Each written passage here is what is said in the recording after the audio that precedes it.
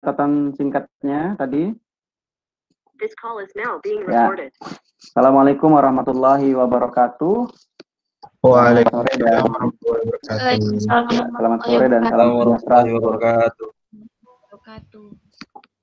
Oke. Selamat sore ya dan salam sejahtera untuk kita semuanya. Sore Pak. Sore Pak. Ya, jadi sebelumnya kita mari berdoa dulu ya. Mudah-mudahan pertemuan kita yang singkat di sore hari ini sebagai pengganti pertemuan kita yang seharusnya hari Jumat karena saya ada agenda pelatihan ya. Nah, bisa berjalan dengan baik ya. Berdoa dipersilakan.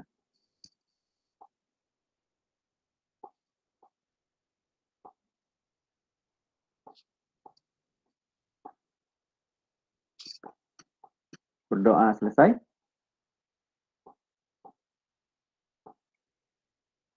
Oke. Ya.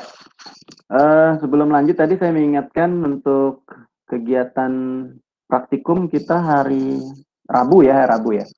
Nah, ada tugas pengenalan alat dan sebagainya, nanti silakan jangan lupa ada yang belum ya.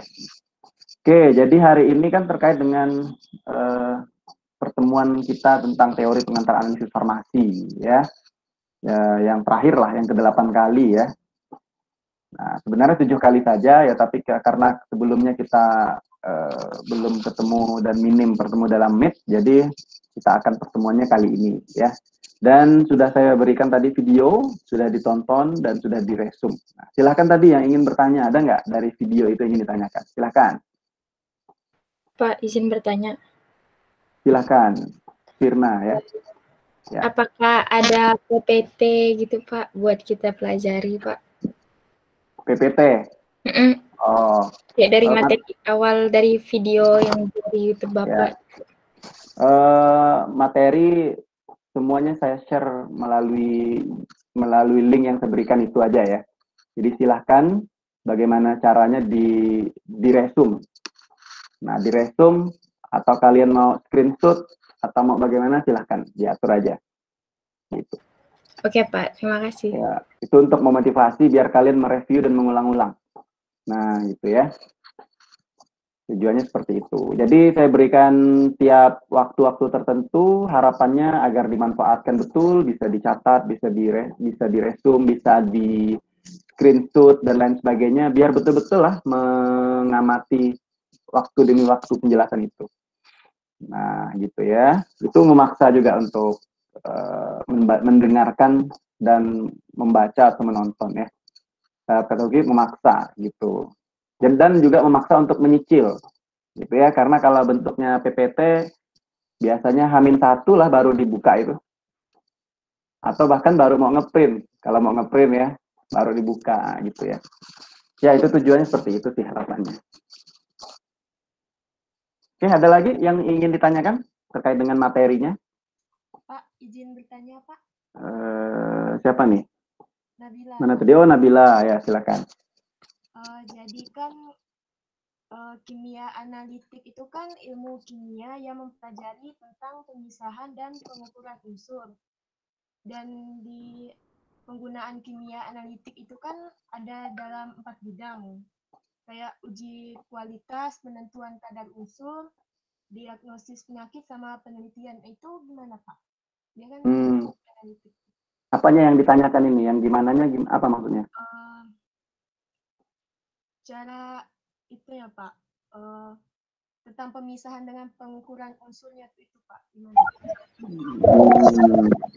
Pemisahan dan pengukuran. Sebentar ya, tadi ditanyakan ada 4 ya. Pemisahan. Ada dalam video itu ya yang kalian baca kan? Di mute dulu temannya. Ada yang geser suaranya. Ya.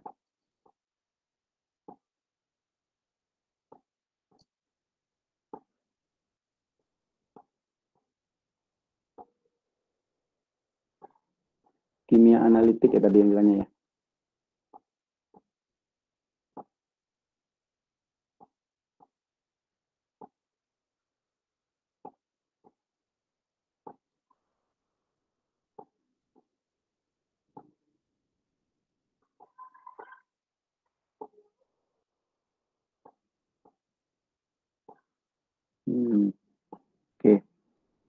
Siapa tadi? Nabila tadi ya? Oke. Itu tadi melihat di video ya? Iya, Pak. Ya. Nah, ada pemisahan dan sebagainya yang tadi ditanyakan. Dan ditanya bagaimana gitu ya. Ya. Jadi kan memang dalam kimia analitik itu kan salah satu cabang ilmu kimia ya sebenarnya yang mempelajari tentang pemisahan dan pengukuran unsur atau senyawa kimia kan gitu tadi ditanyakan kimia analitik. Ya dan aplikasi ilmu kimia analitik ini banyak bidang ilmu ya salah satunya ilmu farmasi. Maka mata kuliahnya menjadi analisis farmasi gitu ya. Dan kita ini di semester 1 pengantar analisis farmasi karena memang kita mempelajari konsep-konsep awal lah terkait dengan analisis farmasi itu. Dan khususnya di mata kuliah pengantar analisis farmasi ini yang kita pelajari adalah metode analisis ya. Kita pengenalan namanya juga pengantar ya. Ada metode analisis itu kualitatif ya. Di video-video sebelumnya juga ada tuh yang kalian nonton part 1, part 2 tentang prinsip analisis farmasi ya. Kemudian metode kuantitatif itu tadi ada yang konvensional. Nah, ada yang konvensional. Itulah yang kita pelajari di mata kuliah ini. Kita fokus kepada metode analisis kuantitatif yang konvensional. Yaitu metode yang sederhana. Nah, menggunakan alat-alat yang sederhana. Misalnya apa? Titrimetri atau volumetri dan juga gravimetri. Nah, kenapa disebut titrimetri atau disebut juga dengan volumetri? Karena nanti di proses titrimetri itu ada volume yang dihasilkan yang fungsinya nanti untuk menetapkan kadar.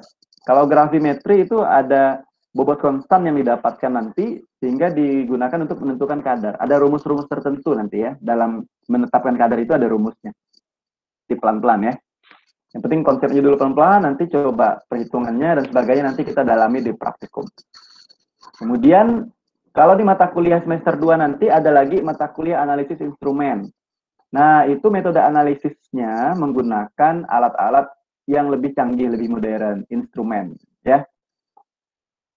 Nah, kalau alat kalian dulu di part 2 ya, ada video kemarin yang tentang analisis farmasi itu kan ada mempelajari di dalam tabel, pasti kalian ingat ya harusnya ya. Kalau lupa boleh dilihat lagi. Ada plus minus gitu metode analisis kualitas metode analisis baik itu konvensional dan juga yang instrumentasi. Kalau diingat-ingat, lihat ada ingat-ingat tabel ya. Ada tuh tabelnya tuh. Kemudian salah satu keunggulan dari metode analisis yang modern itu adanya langsung pemisahan di dalam alat itu selain pengukuran. Nah, kan gitu. Kenapa sih harus dipisahkan? Nanti kita coba lihat ya. Karena sampel itu tidak semuanya bisa langsung diukur. Ada yang harus kita pisahkan dulu, dari matrik pengganggunya, baru dia diukur agar tidak mengacaukan data analisis. Untuk memisahkannya itu ada tekniknya. Gitu. Salah satunya metode untuk pemisahan itu adalah kromatografi. Ya, kromatografi. Nah, nanti pelan-pelan lah akan mendengar istilah apa itu kromatografi. Nah, tadi kalau alat modern yang dia bisa mengukur sekaligus memisahkan, contohnya KCKT atau biasa disebut juga dengan HPLC. Nah, misalnya kalau ada kata-kata yang asing bagi kalian dicatat, itu namanya kamus-kamus baru, catat. Nanti kan bisa dicari atau bisa ditanyakan, ya, jangan disimpan dalam kebingungan. Kalian akan mendengar beberapa istilah baru, nanti catat aja dulu. Bisa gampang lah dicari itu. Nanti kalau untuk konfirmasi, tanyakan ke dosennya gitu ya. Nah, jadi dia kan metode pemisahan ya, kalau kimia analisis itu tadi. Ada identifikasi, ada kuantifikasi. Nah, baik itu komponen kimia dalam bahan alam maupun buatan. Jadi bisa dalam bahan alam maupun yang sintesis, yang di lab gitu ya. bahannya, tidak semua dari bahan alam. Sintesis juga bisa yang di lab untuk dianalisis, dipisahkan, diidentifikasi, dikuantifikasi, nah komponen kimianya.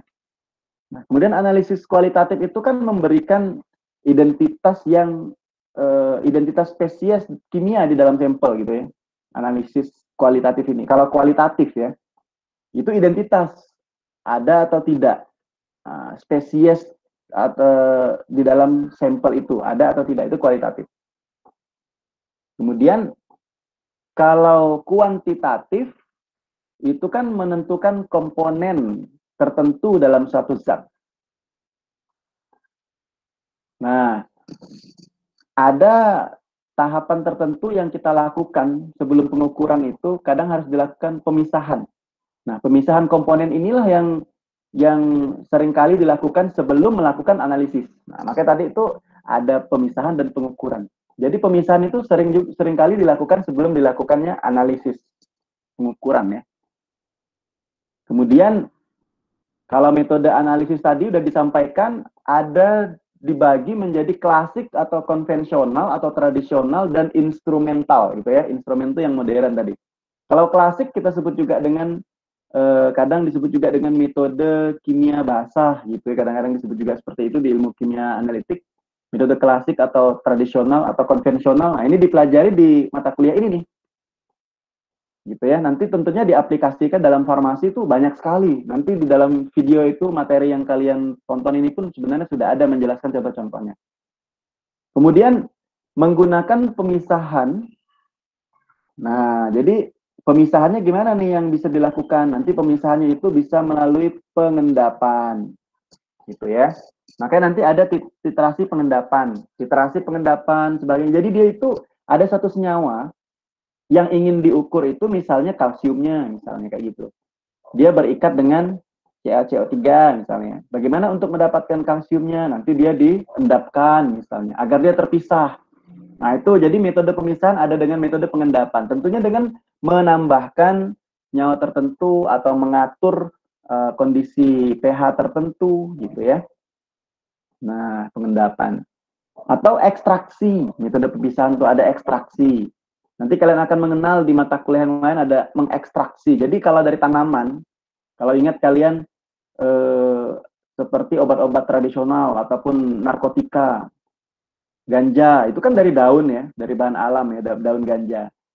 Dia diekstraksi dengan pelarut-pelarut organik, dapatlah senyawa tadi yang dapat menyebabkan efek tadi, ataupun bahkan baik efek yang diharapkan ataupun tidak ya, itu dari diekstraksi ada dengan metode tertentu, banyak macam nih ekstraksi nih. Ada infus, ada dekokta, ada soklet, ada maserasi, macam-macam. Nanti akan kalian pelajari lah satu persatu istilah-istilah itu. Nah, ada destilasi gitu ya. Itu pemisahan juga tuh destilasi. Berdasarkan perbedaan titik didih. Mungkin kalian kalau ada alkohol, ada larutan etanol 70% misalnya. Kandungannya itu kan ada alkohol, ada air. Nyatu kan dia itu tidak bisa disaring kan ya, tidak bisa nyatu, dilihat pun seperti sama aja larutan itu homogen. Tapi bisa nggak dipisahkan, dapat airnya lagi, dapat etanolnya lagi? Bisa, itu dengan destilasi. Pemisahannya berdasarkan perbedaan titik didih. Nah, itu metode pemisahannya. Kemudian, kalau analisis kualitatif itu ya bisa berdasarkan warna, bau, titik leleh. Itu kita sebut dengan apa namanya organoleptis juga ya. Nah, kalau kuantitatif juga bisa secara tradisional. Nah, itu dengan berat, dengan volume. Ada sesuatu yang ditimbang, ada sesuatu yang diukur. Itu secara klasik. Nah, kalau instrumental, metode yang modern, itu menggunakan suatu peralatan untuk menentukan kuantitas fisik dari suatu analit. Jadi yang dilihat itu kuantitas fisik. Bedanya kalau metode klasik itu adalah metode kimia, karena ada reaksi kimia yang terjadi. Makanya di dalam materi ini ada di video itu ya. Kalau metode instrumental itu berdasarkan ya kondisi fisik dia, menentukan kuantitas fisik atau ada ya kuantitas fisik lah ya, suatu analit. Misalnya serapan cahaya. Nah, nanti akan kalian mengenal ada spektrofotometri UV phase gitu ya. Ada cahaya yang diserap, ada cahaya yang diteruskan. Jadi ada alat namanya spektrofotometer UV phase. Nah, gitu ya. Ada panjang gelombang tertentu UV, ada panjang gelombang tertentu visible. Tuh, apalagi yang lain selain serapan cahaya? Nah, yang dilihat oleh alat modern itu yang secara fisik juga fluoresensi, jadi fluorescence. Jadi ada fluoresensi, ada spektrofluoresensi juga di lab kita ada spektro UV phase, ada spektrofluoresensi ada. Kemudian pemisahan juga bisa dilakukan dengan metode kromatografi. Kalau tadi kan metode yang basah itu tadi, yang sederhana, klasik itu bisa pemisahannya dengan pengendapan, ekstraksi, destilasi. Nah ya, penyaringan itu juga termasuk pemisahan ya, menyaring. Atau menggunakan magnet. Nah itu kan juga bisa tuh. Kalau kita mau memisahkan biji besi dengan pasir, dengan magnet, nah kan besinya tertarik ke magnet. Nah, itu kan pemisahan juga namanya. Bagaimana biar magnetnya ngumpul sama magnet, pasirnya sama pasir gitu. Jadi banyak cara. Nah, tergantunglah nanti mau menggunakan yang mana gitu ya. Ada pengendapan, ekstraksi, destilasi tadi kalau yang metode klasik. Kalau metode yang modern tadi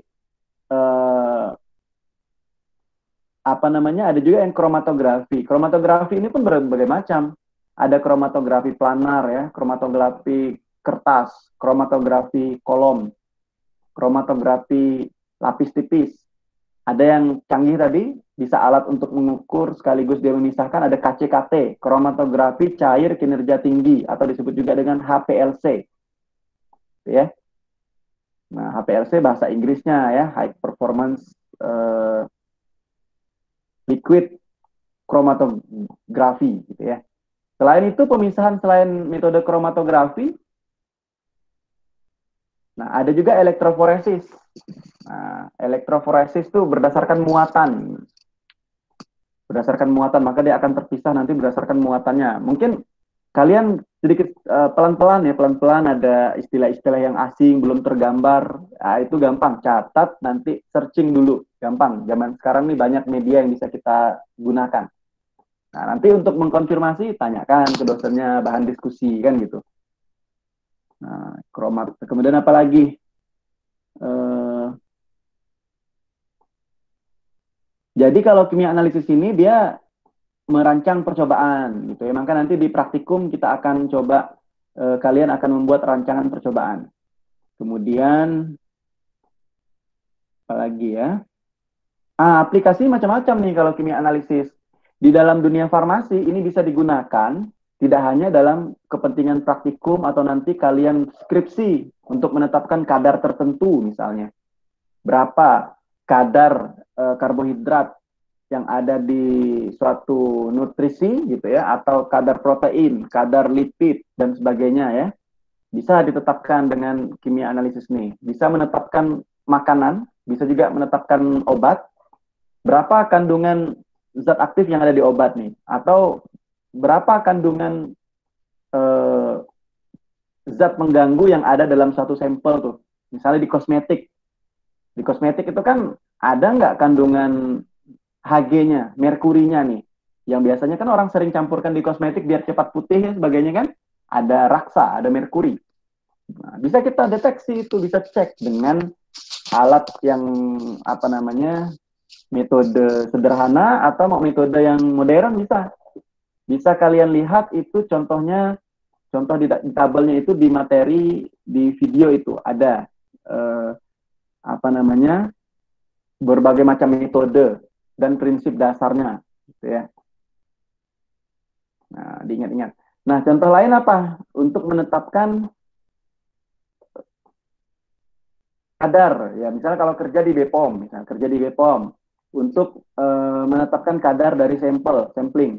Misalnya ada produsen yang mau mendaftarkan obatnya, ataupun kalian kerja di BPOM untuk mengecek kadar yang tertulis di kemasan, betul nggak nih cuka makan ini produk industri rumahan ini, rumah tangga ini ditulisnya 20%. Betul nggak nih 20%? Nah, untuk memastikan yang ditulis itu sesuai dengan label. Kan kita ukur kadarnya misalnya.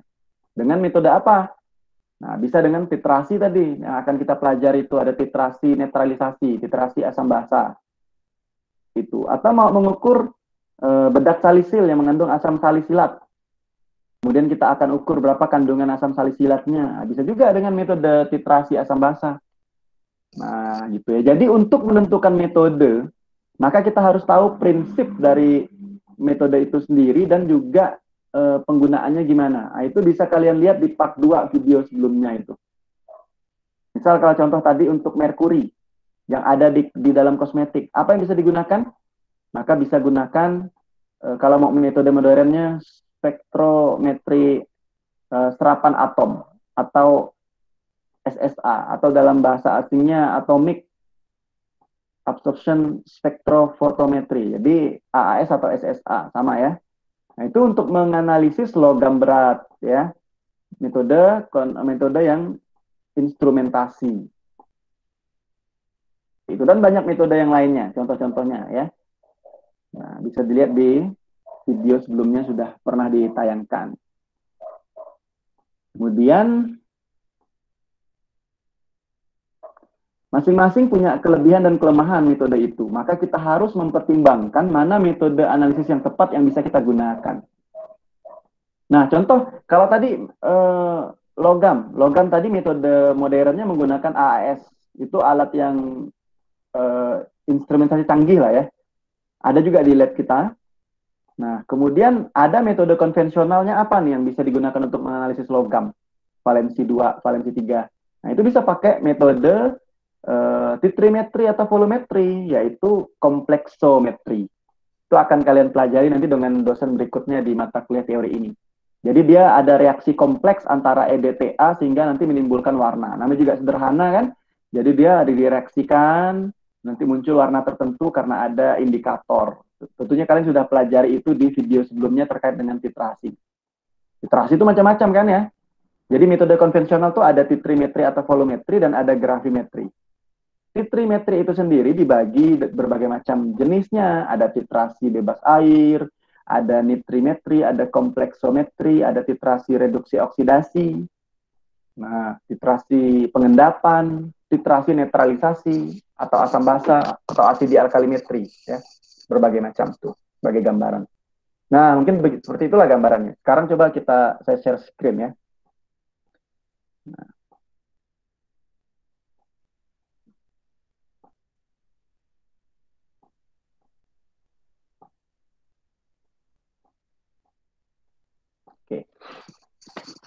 Oke ya, kita akan lihat ini.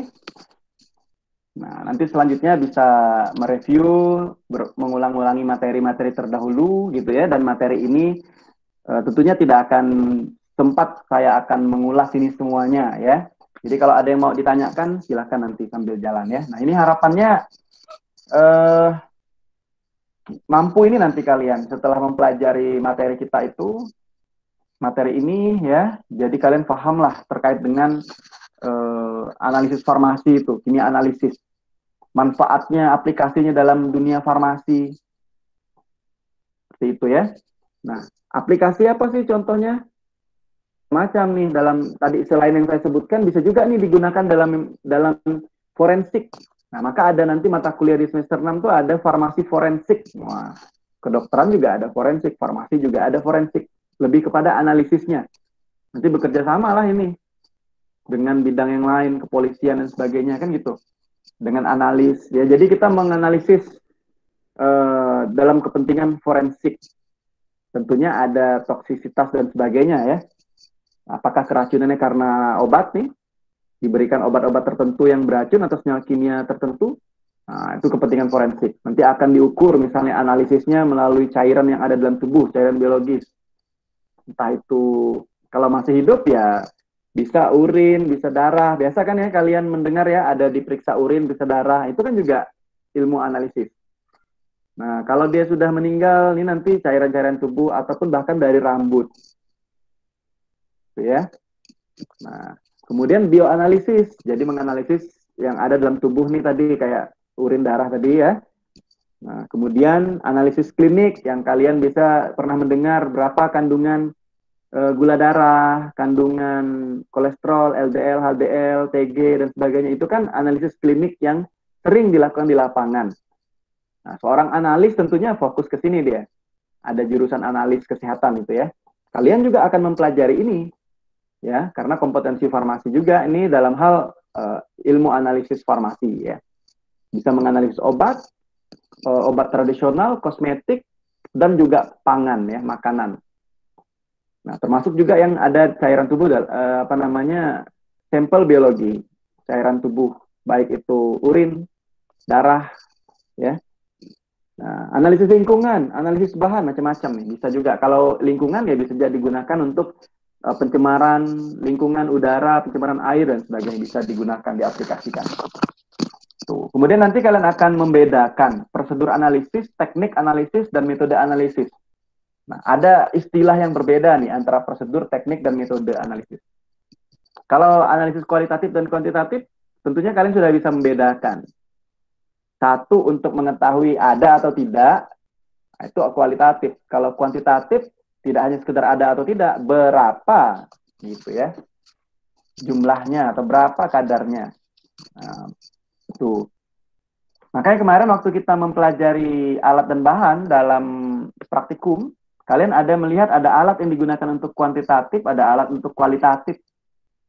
Nah, untuk kuantitatif itu perlu alat dengan ketelitian yang tinggi untuk mengukur volume, menimbang, dan sebagainya. Karena kalau kesalahan metode teknik kita bekerja, ya tentunya hasilnya nanti juga akan menyimpang. Banyak terjadi error nanti. Perlu diperhatikan. Kalau mau buat larutan, kalian harus gunakan labu ukur untuk membuat larutan. Jangan pakai beker glass gitu ya. Kalau untuk mengukur volumenya, gunakan pipet volume atau pipet ukur. Jangan pakai pipet tetes misalnya. Kecuali keperluan kualitatif saja ya. Nah, jadi perhatikan. Bisa memilih alat yang tepat, bisa menggunakan dengan tepat. Kemudian ya ini peralatan yang harus digunakan ya, harus tahu ya. Kemudian coba kita lanjut. Nah, kalau kita makan nih, tentu nggak asing ya. Nah, tapi ini sebagai gambaran aja aplikasinya dalam dunia makan-memakan ini ya. Karena makanan ini jangan salah termasuk juga kompetensi farmasi. Makanya BPOM, Badan Pengawasan Obat dan Makanan. Jadi ruang lingkup pekerjaan kefarmasian di BPOM itu tidak hanya obat ya, makanan juga. Nah, jadi kan sediaan farmasi itu ada obat, bahan obat ya, bahan obat, obat tradisional, kosmetik. Nah, itu termasuk tuh. Bahkan alat kesehatan juga harus menjadi kompetensi farmasi. Banyak kan ya yang harus kita pelajari. Tidak hanya obat ya kalau farmasi itu. Gitu. Nah, di balik kelezatan itu tertentunya kita tidak sadar ada loh bahaya yang mengancam ya. Sering kita dilaporkan di media itu ada makanan-makanan yang mengandung formalin, borak, ya enggak? Bahkan dulu kasusnya Mirna itu kan juga mati karena diberikan sesuatu di minumannya. Ya kan ya? Nah, seperti itu. Sampai di kasusnya berkepanjangan. Nah, itu kan perlu juga tuh ahli-ahli forensik, toksikologi, gitu ya, farmakologi, dan juga yang ahli dalam analisis tadi forensik itu. Nah, bagaimana sih mengetahui serta menentukan kuantitas formalin dan borak dalam makanan? Nah, kadang kalian dengar nih ada anak SMA menemukan bagaimana caranya mendeteksi formalin, mendeteksi borak dalam bakso, tinggal ditusuk gigi, wah ada warna ini, berarti dia mengandung ini. Nah, itu kualitatif. Karena ada atau tidaknya, kan gitu ya. Tentunya dia, kalian nanti harusnya lebih hebat lagi nih. Sudah mahasiswa gitu ya. Siapa tahu nanti jadi ide-ide kalian untuk penelitian nanti. Ada kegiatan-kegiatan penelitian mahasiswa itu kan banyak ya. Sorry. Nah, lanjut. Gimana caranya? Nah, maka kita tentunya menentukan tadi dan juga melihat berapa kuantitas formalin dan borak dalam makanan dalam satu contoh kasus ini adalah mempelajari kimia analitik gitu. Ya, salah satunya diaplikasikan nanti dalam ilmu farmasi ini, ilmu kimia analitik ini. Tentunya selalu diawali dari masalah. Nah, ini ilmu kimia analitik ini memang diawali dari masalah memang. Ada masalah, di situ dia hadir menjadi bagian dari solusi. Bagaimana menentukan pewarna makanan juga nih. Pewarna jajanan di makanan itu ada yang warnanya cerah-cerah gitu ya. Hati-hati, jangan-jangan pewarna tekstil. Karena kan kalau anak-anak sukanya yang mencolok ya. Padahal warna-warna alami misalnya kalau orang buat kue, buat makanan nasi kuning ya, kalau warna kuningnya itu agak pudar, kusam, nah itu kan kunyit. Tapi kan tidak menarik bagi sebagian orang, sukanya kuning yang cerah gitu ya. Ya, jangan-jangan pewarna makanan atau pewarna bukan pewarna yang diizinkan. Kalau pewarna makanan masih dibolehkan ya. Ada kadar-kadar tertentu, ada yang dibolehkan pewarna makanan, tapi khawatirnya menggunakan pewarna yang bukan food grade, bukan untuk makanan. Jangan-jangan pewarna tekstil malah karena lebih murah atau bagaimana kan? Yang penting orang ini kan sekarang urusan ekonomi aja yang dipikirkannya, keamanannya dia tidak mau tahu gitu. Nah itu yang kita harus waspadai gitu. Kemudian apalagi nih, tentunya ada serangkaian tahapan yang dilakukan. Nah, tahapan-tahapannya gimana sih untuk menjadi solusi tadi itu dalam kimia analitik? Identifikasi, definisikan masalah. Namanya ada masalah, kita identifikasi dulu tuh. Kita definisikan dulu masalahnya. Kita rancang prosedurnya. Gitu ya. Kemudian baru kita laksanakan eksperimennya dan kita kumpulkan datanya, kita analisis dan dilaporkan. Nah, inilah pekerjaan kimia analitik nih dari nomor 1 sampai nomor 5. Seperti itu ya, kurang lebihnya. Nah, ke kimia analitik secara umum begitu. Nah, masing-masing ada dijelaskan di sini. Identifikasi masalah, kemudian merancang prosedur eksperimen, tentunya harus tepat, cermat, dan sebagainya ya. Nah, kalau informasinya yang ketiga, baru kita laksanakan eksperimen. Alat apa yang mau kita gunakan? Apakah dikalibrasi dulu dan sebagainya. Baru kita eksperimen. Gitu ya. Baru setelah ada hasil diinterpretasikan, ditafsirkan, baru dilaporkanlah baik secara tertulis maupun lisan tuh agar menjadi informasi yang baru. Seperti itulah kurang lebih. Nah, gitu ya. Jadi dia diawali dari ngambil sampel nih, penting nih dari ngambil sampel, melakukan pengukuran. Jadi kalau kita ingin mengetahui atau menguji sesuatu, misalnya kita tentunya mengambil sampel ya. Kita mau mengetahui tadi jajanan di pasar tradisional ini mengandung pewarna rodamin B nggak nih? Itu rodamin B pewarna yang tidak diizinkan misalnya. Tentunya kita ngambil sampel kan yang pertama. Bagaimana teknik mengambil sampel itu adalah hal yang penting juga. Ngambilnya di mana, berapa besar sampel yang diambil, gimana cara mengambil sampelnya. Nah, kemudian yang kedua baru kita melakukan pengukuran, gimana teknik mengambil pengukurannya, kita analisis kemudian datanya, kita jelaskanlah dia jadi informasi yang baru. Nah, kurang lebih seperti itulah pekerjaannya. Kemudian ada kualitatif, ada kuantitatif, ya tentunya sudah kalian berulang-ulang lah mendengarkan itu ya. Ada kualitatif, ada kuantitatif. Nah, pertanyaannya kenapa mahasiswa farmasi harus belajar kimia analisis? Gitu ya. Ya tentunya tadi banyak sekali aplikasi yang bisa kita manfaatkan dari ilmu yang kita pelajari untuk kepentingan pekerjaan kefarmasian. Kalau pertanyaannya sulit, ya lebih tepatnya mungkin menantang lah ya. Kalau orang-orang yang suka tantangan, ya seperti detektif Conan kan, ada masalah nih, wah dia tertarik untuk memecahkan kasus itu. Bagaimana dia berpikir kritis, berpikir ilmiah, kemudian dia cari bagaimana caranya sampai dia ketemu kesimpulan. Nah, kayak gitulah gambarannya. Penasaran dia, ingin tahunya tinggi nih. Nah, gitu ya. Nah, coba kalau kita lihat nih, ada seseorang nih kalian, nah melihat suatu bungkusan. Tentunya kan muncul nih pertanyaan nih, masalah kan nih. Jadi masalah nih, apa ya itu? Jangan-jangan bom nih. Atau jangan-jangan hadiah nih. Atau jangan-jangan apa isinya nih? Jebakan nih, atau kado ulang tahun. Nah itu kan masalah nih. Maka gimana kita memecahkan masalahnya? Kita dengan 5 tahapan tadi, identifikasikan masalahnya, kita rancang nih, tekniknya, untuk menyelesaikan masalah ini, eksperimennya. Kemudian baru kita eksekusi, dapat hasil, dianalisis, kemudian dilaporkan. Nah, sama halnya dengan ini, kotak. Wah, ini kotak ya. Kira-kira bahannya apa ini kotak nih? Besi atau kardus atau plastik atau apa ini? Kalau besi, berarti saya akan merancang, akan membukanya harus pakai gerinda atau pakai apa ini gitu ya. Tapi kalau kotak, biasa, oh cuman pakai gunting bisa nih.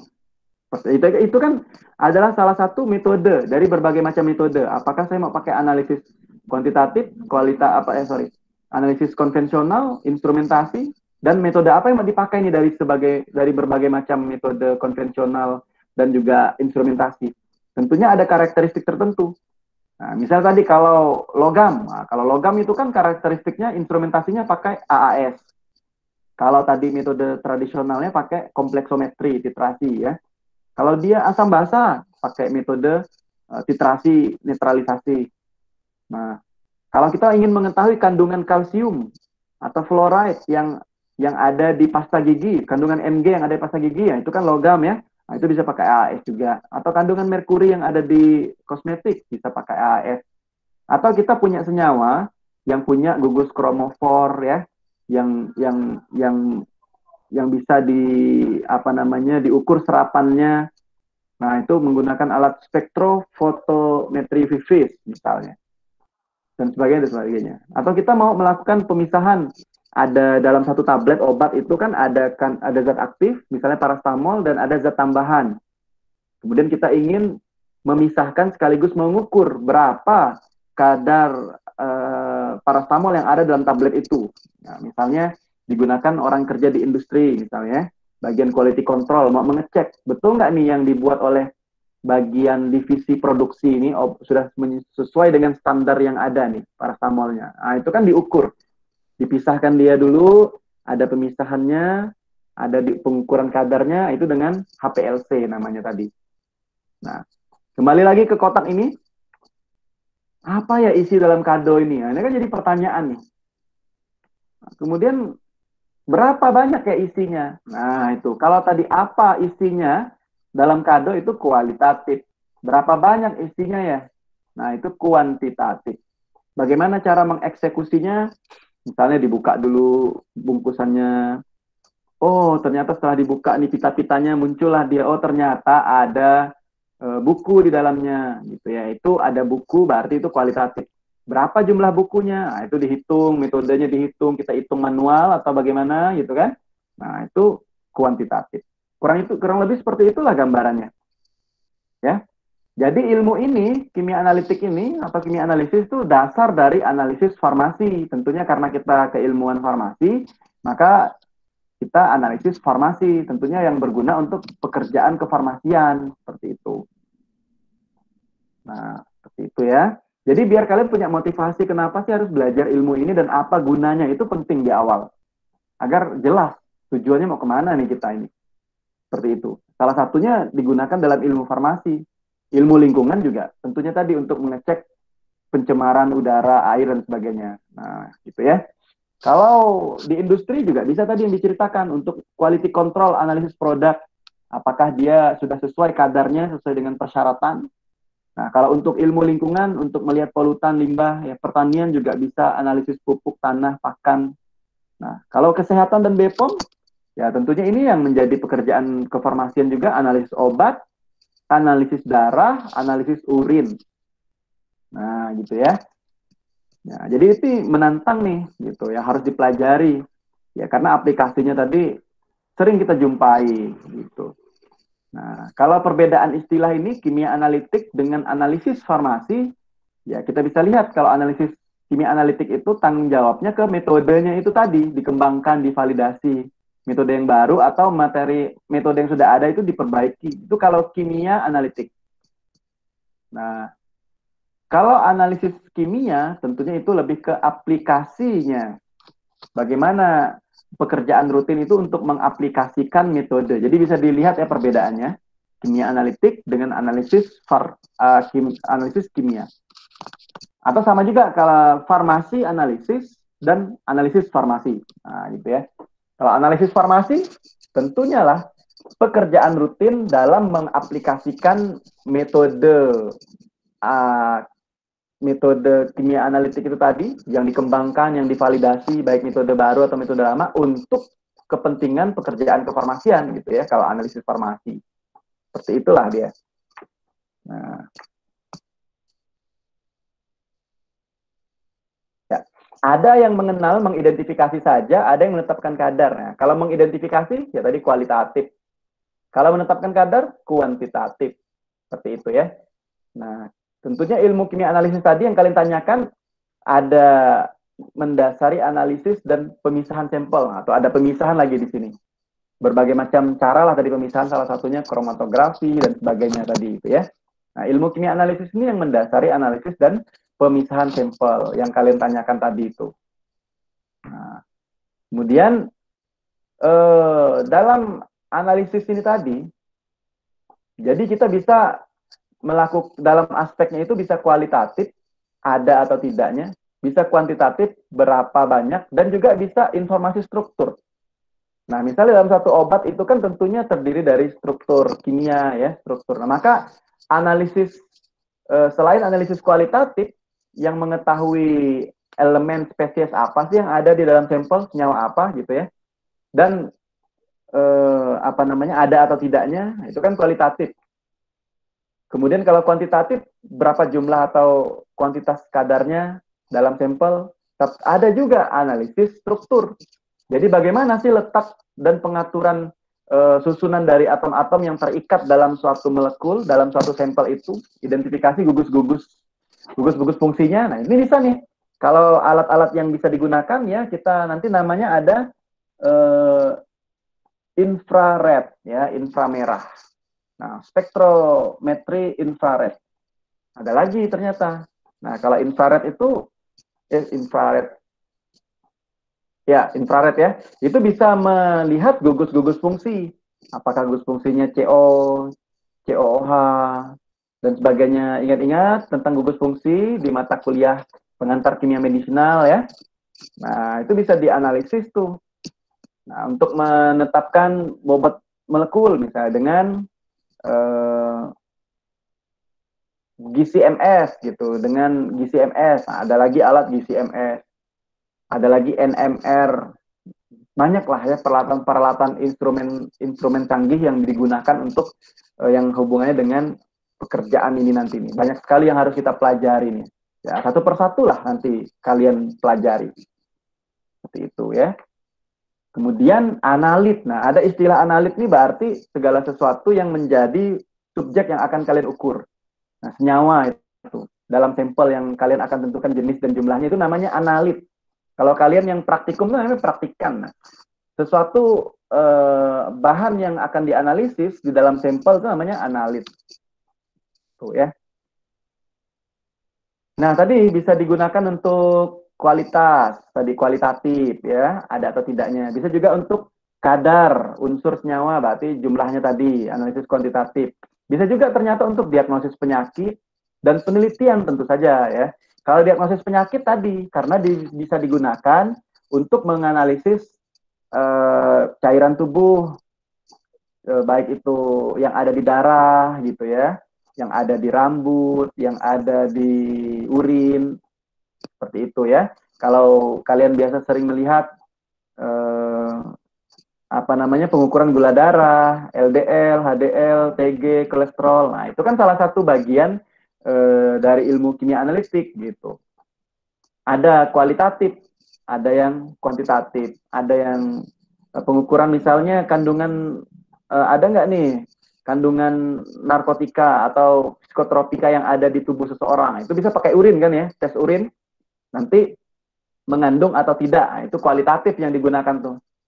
Direaksikan dengan reagen akan muncullah warna-warna tertentu misalnya. Nah, dia mengandung ini. Nah, itu nanti akan kalian pelajari juga tuh.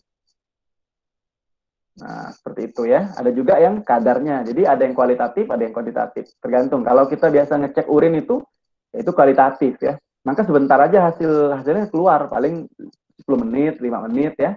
Udah keluar tuh hasilnya di lab yang ada di rumah sakit biasanya. Nah, seperti itu. Oke, contohnya macam-macam lah. Kalau ini nih bisa dibaca lebih lanjut, saya akan lihat langsung ke bagian tertentu ya. Nah, selain itu tadi bisa juga untuk makanan ya tentunya. Nah, ini contoh di diagnosis penyakit. Kalau misalnya kalau untuk gula darah, ya tentunya untuk penyakit diabetes. Kalau gangguan liver, ya nanti akan dicek bagaimana konsentrasi bilirubin, enzim fosfatase dalam darah gitu ya. Nah, kalau dia dislipidemia, gangguan lipid, nanti dicek kadar kolesterolnya, HDL, LDL, dan sebagainya. Jadi bisa juga untuk mendukung diagnosis penyakit. Jadi data-data lab ini kan bisa digunakan untuk mendukung diagnosis penyakit. Jadi tidak hanya sesempit tadi, ya. Jadi penerapannya sangat luas. Nah, kalau untuk penelitian bisa aja nanti melihat logam berat yang ada di air, ya, di pertanian, misalnya melihat apa komposisi pupuk, termasuk dalam penelitian di dalam ilmu farmasi. Mungkin nanti kalian bisa aplikasikan dalam kegiatan skripsi untuk mengecek apa tuh, misalnya tadi zat warna di jajanan yang ada di Pontianak misalnya, atau apa namanya melihat kandungan bahan berbahaya yang ada di kosmetik dan sebagainya dan sebagainya. Atau kalian membuat suatu memformulasi obat, kemudian kalian akan mengukur benar nggak nih kadar obat yang kalian formulasi, gitu ya. Kalian evaluasi tablet yang kalian buat misalnya, itu bisa juga banyaklah aplikasinya. Jadi ilmu ini penting untuk dipelajari ini terkait dengan konsep kimia analisis karena itu tadi disiplin ilmunya bisa digunakan dan diaplikasikan dalam berbagai macam ilmu, salah satunya ilmu kefarmasian seperti itu.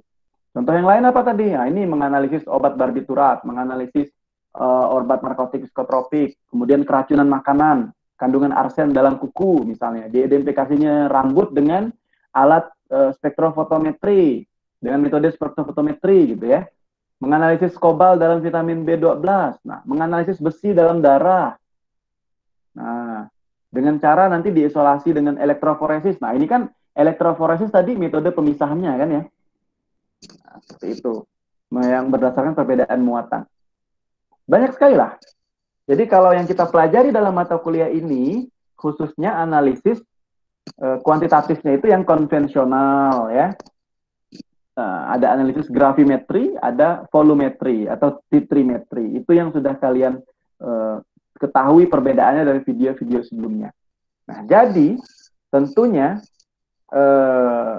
analisis konvensional yang kita pelajari ini tentunya ya menjadi dasar nantinya untuk mata kuliah lanjut di instrumentasi analisis instrumentasi menjadi dasar nih. Karena apa? Akan membahas kimia instrumen. Jadi kimia kuantitatif konvensional ini penting untuk kalian ketahui sebagai dasar nanti untuk analisis kimia instrumen. Nah, tentunya untuk mengembangkan kemampuan dan keterampilan kalian di lab itu hubungannya dengan problem solving. Jadi menyelesaikan kasus atau masalah-masalah tertentu. Itu harapannya. Jadi diperlukan di sini berpikir yang kritis gitu ya, berpikir yang sistematis dan analisis gitu. Oke. Jadi banyak sekali yang bisa diukur di sini dalam berbagai metode dan prosedur kimia analisis. Jadi dalam obat, jaringan tubuh ya, dan sediaan farmasi yang lainnya. Jadi kalau kita bicara kimia analitik itu bukanlah sesempit ini pengertiannya, spektrofotometer, titrasi, kromatografi, tapi yang dimaksud dengan kimia analitik menurut Philip ini adalah suatu eksperimen pengamatan, pengembangan fakta, dan pengambilan kesimpulan. Jadi bukan kimia analitik itu apa? Tidak hanya menjelaskan alat dan metodenya, bukan. Spektro, titrasi, itu adalah alat-alat ataupun metode-metode yang mendukung kimia analitik gitu ya. Nah, kemudian kalau ditanya siapa sih sebenarnya ahli kimia analitik itu? Nah, tentunya bukan disebut yang ahli kimia analitik itu yang pandai melakukan titrasi, yang pandai menggunakan alat spektro, tidak hanya itu, sesempit itu ya, tapi ahli kimia analitik itu adalah problem solver. Gitu ya. Jadi dia menyelesaikan masalah tadi yang seperti di awal tuh. Jadi dia seperti detektif lah gitu ya, memecahkan kasus. Nah, jadi problem solver tentunya dia akan mengerjakan pekerjaan dengan efektif. Nah, kayak detektif tadi kan harus efektif. Kemudian pendekatannya lengkap ya untuk menyelesaikan masalah. Dan juga mahir dalam sejumlah teknik analisis. Mungkin kita tidak tidak akan ahli dari semua teknik analisis, tapi kita mahir lah dalam sejumlah teknik. Sebagian teknik mana yang kita paling kuasai nanti. Nah, mungkin nanti itu jadi bahan yang akan kalian geluti di skripsi kalian yang kalian kuasai tadi misalnya. Nah, kemudian ini sama seperti tadi ya. Ada masalah sampai kita interpretasikan dan sebagainya. Nah, kemudian ini tadi membedakan istilah tadi. Ada prosedur, ada teknik, ada metode. Biasanya kita seperti sama aja nih kita ngomongnya prosedur analisis, teknik analisis, metode analisis. Padahal dia beda. Nah, bisa kalian perhatikan dari skema ini. Boleh dilihat. Kalau kita ingin melakukan analisis dari atas, misalnya kita lihat. Ada objek yang akan dianalisis. Nah, kemudian kita siapkan lah ya. Kita sampling. Kita menyiapkan sampel yang pertama, dihomogenkan, kemudian diawetkan misalnya, karena sampelnya mudah rusak misalnya. Kemudian kita siapkan sampel, kemudian kita siapkan sampel yang kedua, misalnya kita saring, kita apakanlah teknik-teknik langkah kerjanya itu ya. Setelah disiapkan kan macam-macam yang kita lakukan di sampel tuh.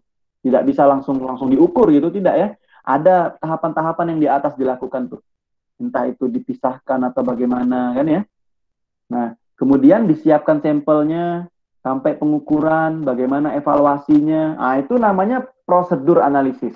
Dari kita nyiapkan sampel sampai mengevaluasi hasil pengukuran itu prosedur analisis. Jadi dia istilahnya lebih umum. Lebih sempit lagi dari prosedur analisis, yaitu metode analisis. Nah, gitu. Dari kita menyiapkan sampel lebih lanjut, kemudian kita ukur, kita evaluasi. Lebih sempit lagi adalah teknik analisis, yaitu teknik analisis itu yaitu mulai dari pengukuran dan analisis dan evaluasinya. Nah, sampai kita dapat informasi itu ya. Jadi istilahnya itu dari yang sempit kepada yang luas berarti teknik analisis. Lebih luas lagi metode analisis. Lebih luas lagi prosedur analisis. Jadi berbeda 3 istilah itu. Jadi kalau mendengar 3 istilah ini bisa membedakan ya. Nah, teknik analisis itu mengukur dan evaluasi saja gitu ya, mulai dari mengukurnya gimana dan evaluasinya gimana itu.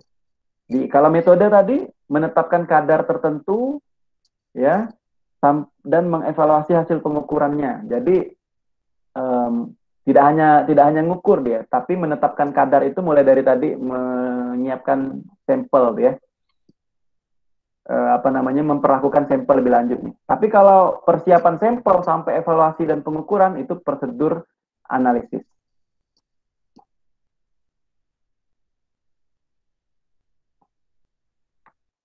Oke. Nah, seperti itu. Jadi keseluruhan langkah-langkah analisis itu ya kurang lebih 5 inilah kayak yang di awal tadi, mulai dari mendefinisikan masalah, milih tekniknya, kita rancang ya, metodenya, kemudian kita pengambilan sampel, perlakuan sampel, sampai pengukuran analit yang kita inginkan. Nah, itulah langkah-langkah dari prosedur analisis. Gitu. Dari milih metode atau tekniknya sampai ngukurnya. Kalau ngukur analit yang diinginkan sampai evaluasinya itu kan teknik tadi ya. Nah, teknik analisis. Oke. Kemudian, nah ini definisinya tadi, dari definisi sampai ke perhitungan. Nah, inilah yang dikerjakannya ini. Ini adalah contoh prosedur analisis itu digunakan untuk apa? Untuk menjawab pertanyaan-pertanyaan ini misalnya. Nah, apakah kandungan yang ada dalam suatu produk itu benar? Kandungan yang ada di dalam suatu obat itu benar misalnya. Nah, kemudian formulasi dari obat yang kita ataupun dari ya zat aktif kita itu apakah ada pengotor-pengotor yang lain? Ada impurities. Nah, kemudian bagaimana stabilitas obat dalam formulasi dan berapa lama waktu hidupnya ya atau stabilitas dari obat itu. Nah, inilah yang bisa menjawab pertanyaan ini adalah prosedur analisis. Ada tata caranya ya yang kita sebut dengan prosedur analisis.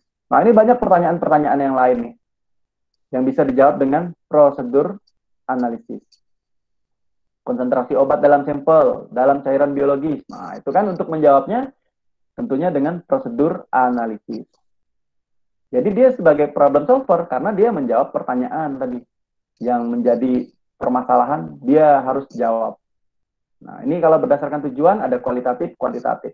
Metode ada konvensional, ada instrumentasi. Kita lanjut saja ya ini. Dan selain yang dianalisis bisa organik, bisa anorganik, tergantung sampelnya apa, senyawa organik atau anorganik. Nah, kalau tujuannya tadi ada kualitatif, kuantitatif, dan ada tambahannya satu lagi, struktur, ya. Apa lagi ada struktur. Kalau dalam ilmu farmasi nanti tentunya ada juga tuh menetapkan struktur dan sebagainya. Nah, kalau menurut jumlah yang dianalisis, ada mikro, ada semi mikro, sampai ke submikro, tergantung berapa jumlah yang dianalisis nih, dari miligram sampai ke mikrogram. Gitu. Kalau cara yang digunakan bisa konvensional, bisa modern, ya. Seperti yang tadi nih, cara atau metode yang digunakan bisa konvensional, bisa modern. Menggunakan alat yang sederhana ataupun alat yang canggih. Nah, ini kualitatif ada atau tidaknya, kuantitatif berapa jumlahnya itu sudah tidak asing lagi bagi kalian. Ini contohnya. Kalau kualitatif ada atau tidaknya pengawet, ada atau tidaknya bahan kimia obat dalam jamu gitu ya. Ini juga bisa jadi salah satu penelitian nih. Di dalam jamu ini mengandung bahan kimia obat enggak nih gitu. Karena banyak obat tradisional klaimnya, tapi kenyataannya dia dicampur dengan bahan kimia obat.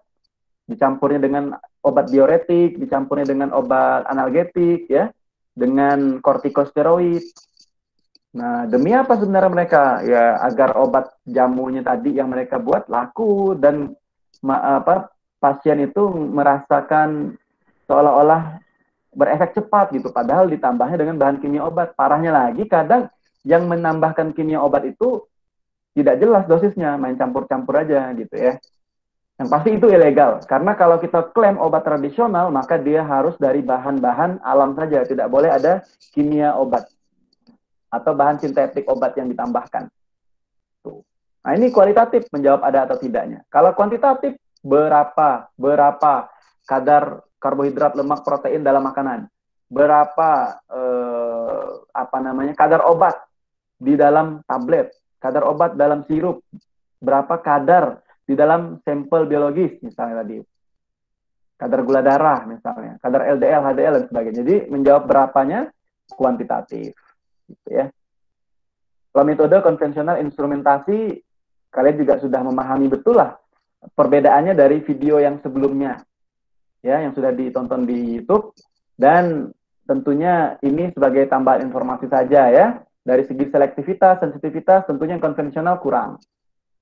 Dan kalau digunakan untuk pekerjaan rutin, untuk sensitivitas yang tinggi dan pekerjaannya cepat, ya tentunya instrumentasi ya, tapi perlu pemahaman yang lebih kompleks, perlu ahli dan biaya alat juga mahal ya, gitu. Tapi lebih banyak metode pilihan. Jadi ada masing-masing kelebihan dan kelemahan masing-masing metode, sehingga kita perlu memiliki pengetahuan bagaimana cara menentukan metode yang tepat. Nah, seperti itu. Nanti pelan-pelan akan kalian pelajari. Jadi tadi udah nih.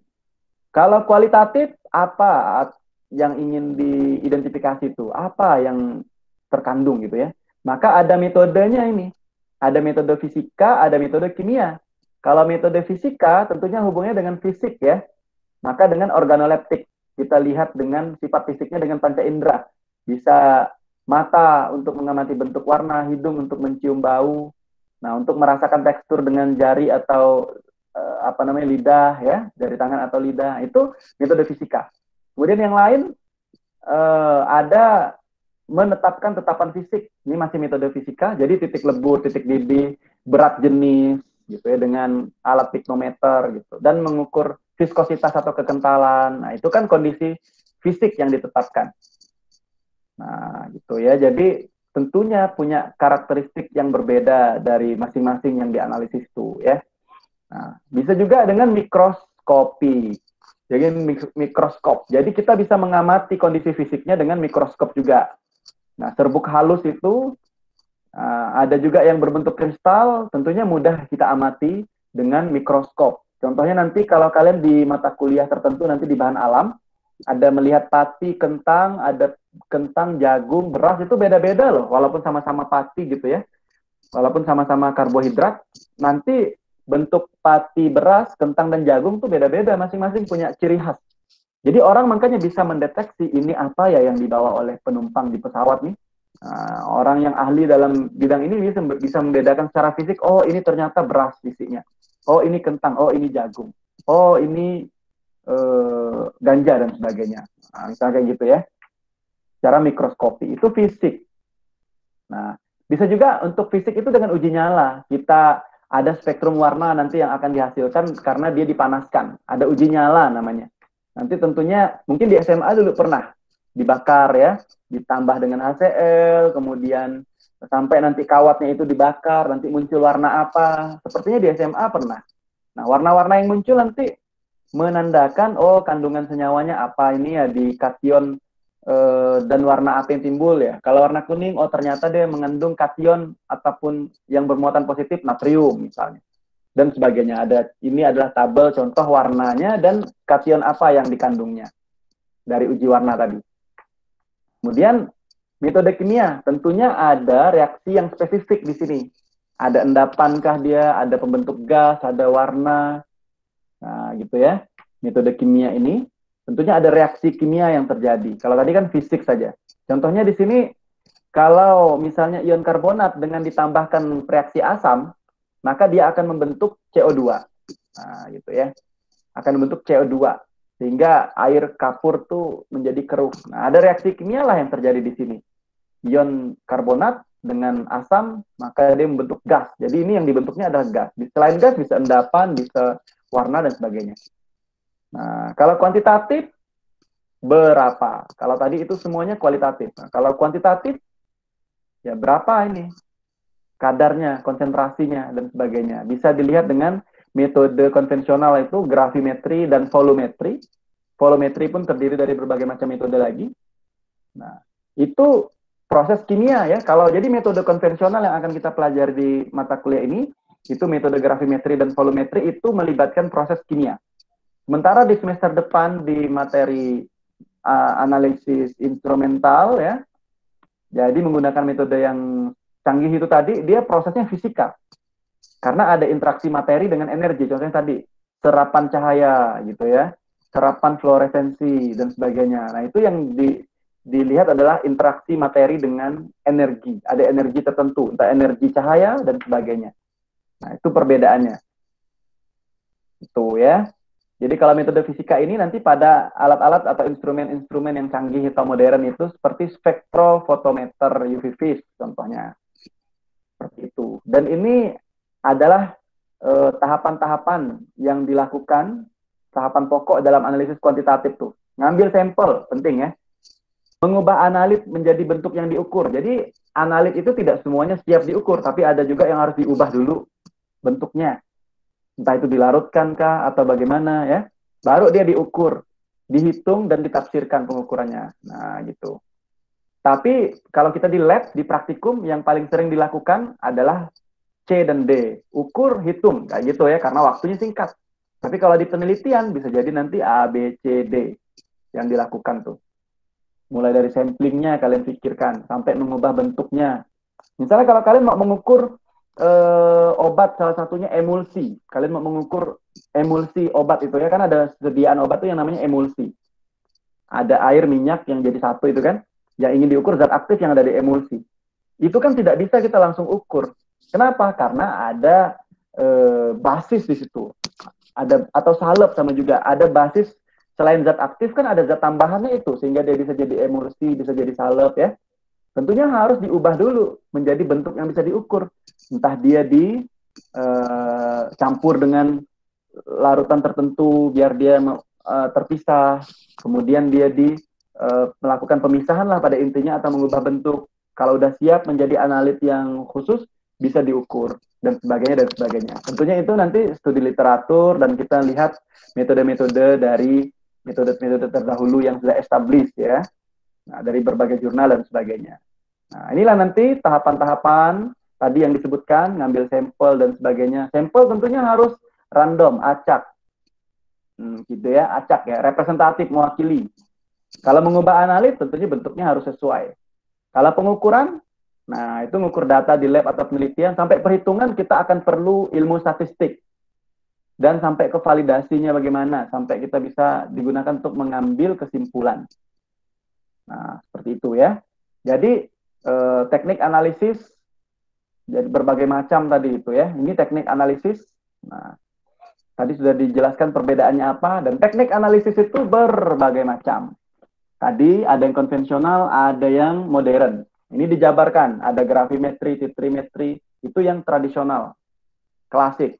Kalau yang modern, instrumentasi yang spektro dan sebagainya ke bawah. Ada sifatnya, ada penggunaannya, itu menjadi prinsip dasar lah, kalian bisa membedakan. Sebagaimana video sebelumnya juga ada ya.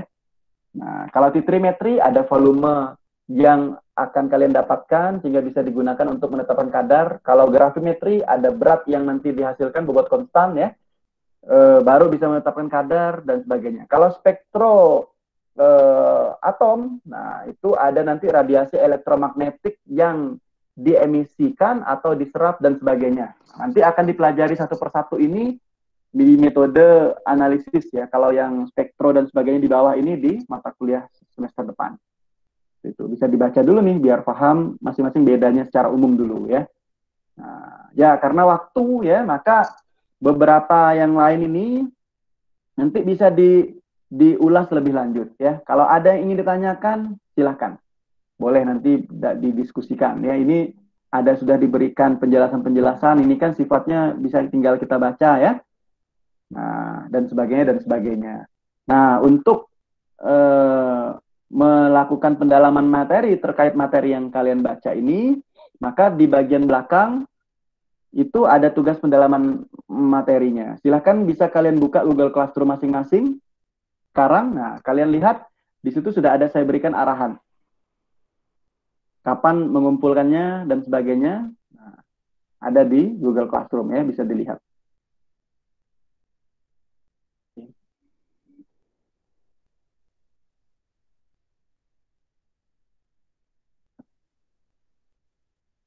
Dan itu bisa dilihat lagi nanti diulang-ulang di videonya ya, ada pertanyaan seperti ini nih. 1, 2, 3, 4, 5, 6, 7 ya. Nah, ini beberapa ada jawabannya dalam materi ini, jadi tinggal kalian ulang-ulang aja. Kalau tidak ada, kalian bisa mencari dari berbagai sumber seperti itu ya. Dan boleh silahkan mau berdiskusi boleh dengan teman-teman yang lain. Justru dianjurkan nih tugas-tugas seperti ini kalian berdiskusi. Agar apa? Agar kalian bisa saling ajar dan mengajarkan, tutor sebaya sesama kalian. Nah, siapa tahu ada yang sudah dapat, ada yang memahami, bagi dengan temannya. Jadi jangan individual ya, sendiri, semuanya sendiri, salah pun salah sendiri gitu. Benar-benar sendiri, yang lainnya pun tidak tahu dengan apa yang kita tahu gitu ya. Jadi saling berbagi. Nah, mungkin demikian lah ya. Silahkan bisa dilihat di Google Classroom-nya terkait dengan arahannya, dan soalnya bisa dilihat di video yang sudah dibagikan itu. Ya, karena sudah maghrib ya, dan sudah lewat dari waktunya. Terima kasih atas segala perhatiannya, mohon maaf atas segala kekurangan ya. Selamat belajar, dan ini deadline-nya saya pikir cukup panjang masih ya. Masih bisa dikerjakan lah itu sampai tanggal, kalau nggak salah sampai akhir bulan lah itu yang ini nih. Pokoknya seminggu sebelum kalian ujian lah, jadi lumayan lah. Karena deadline tugas sebelumnya itu kan udah ada deadline masing-masing, dan ini deadline yang terakhir, minggu yang paling terakhir. Nah, gitu. Jadi silakan bagaimana memanage waktu. Tujuannya ada tugas pendalaman materi tiap pekan itu ya, agar kalian belajar gitu ya, gitu, mengulang-ulang dan sebagainya. Oke, mungkin demikian. Terima kasih atas perhatiannya. Selamat malam. Assalamualaikum warahmatullahi wabarakatuh. Waalaikumsalam warahmatullahi wabarakatuh. Ya. Silakan yang mau live ya. Izin live, Pak. Izin live, Pak. Izin live, Pak.